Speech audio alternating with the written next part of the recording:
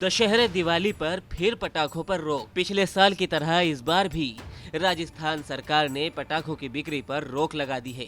इसका मतलब साफ है कि इस साल भी दशहरा और दिवाली पर आतिशबाजी नहीं हो सकेगी।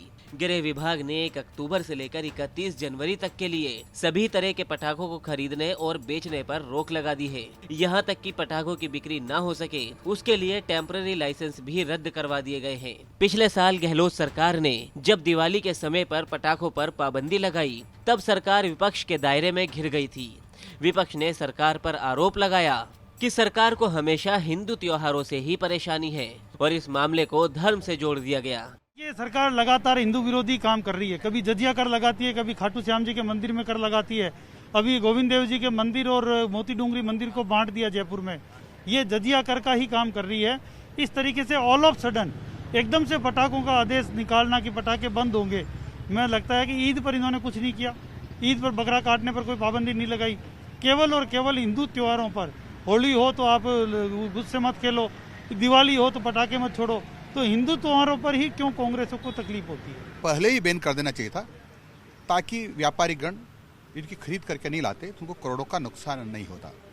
अभी भी मैं इनको निवेदन कर रहा हूं कि आगामी त्यौहार आने वाले हैं, जैसे ईद आने वाली है, ईद पर बिल्कुल बैन होना चाहिए आगे से कि बकरे नहीं काटे जाएं, क्योंकि जानवर काटने से क्या होता है, कम से कम 500 लीटर पानी का नुकसान होता है, वेस्टेज जाता है और वो पानी धरती में जाता है, फिर वो ट्यूबवेल्स, हैंडपंप में पहुंचता है, पानी के और स्रोतों में पहुंचता है, तालाब नहरों में पहुंचता है, फिर उसको हम पीते हैं।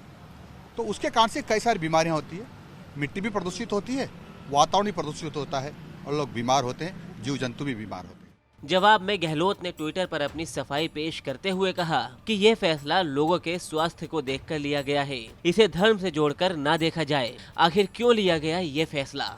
दिल्ली सरकार ने भी पटाखों पर पॉल्यूशन का हवाला देते हुए रोक लगा रखी है, लेकिन राजस्थान में पटाखों पर प्रतिबंध लगाने की वजह कुछ और ही है। राजस्थान सरकार ने इस फैसले की बड़ी वजह कोरोना की तीसरी लहर को बताया। सरकार ने एडवाइजरी की रिपोर्ट जारी करते हुए कहा कि कोरोना की तीसरी लहर आने की संभावना है। कोरोना से संक्रमित मरीजों और रिकवर हो चुके लोगों को आतिशबाजी के धुएं से सांस लेने में दिक्कत न हो, इसीलिए ये फैसला लिया गया है। आतिशबाजी के धुएं से वृद्ध, बीमार व्यक्ति, सीओपीडी, अस्थमा और कोविड रोगियों की तकलीफ को देखते हुए आतिशबाजी पर प्रतिबंध लगाया गया है।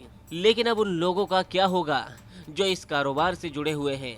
राजस्थान में दिवाली के सीजन में अनुमान के अनुसार करीब 1000 करोड़ रुपए तक के पटाखों से होने वाले इस नुकसान से व्यापारी संघ गुस्से में है।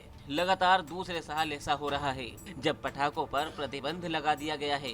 पिछले साल अचानक पटाखों की बिक्री पर प्रतिबंध लगाने से कारोबारियों को काफी नुकसान का सामना करना पड़ा। इस कारण इस बार ये फैसला दिवाली से 1 महीने पहले ही ले लिया गया है। अब ये मामला हाईकोर्ट पहुंच चुका है। आतिशबाजी पर प्रतिबंध लगाने पर एडवोकेट एसके सिंह ने हाईकोर्ट में पीआईएल की याचिका दायर की है।